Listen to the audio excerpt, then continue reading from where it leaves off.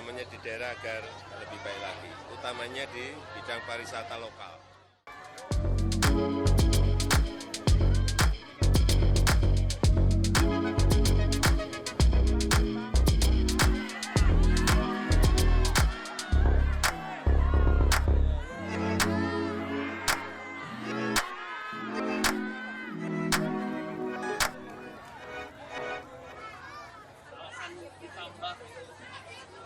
Alasan ditambah menjadi 3 hari libur apa?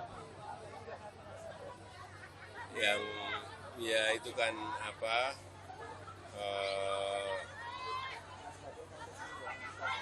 pertama harinya memang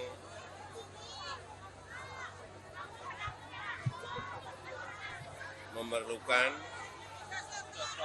waktu yang lebih untuk mendorong ekonomi utamanya di daerah agar lebih baik lagi, utamanya di bidang pariwisata lokal. Jadi karena kita lihat bisa, ya diputuskan.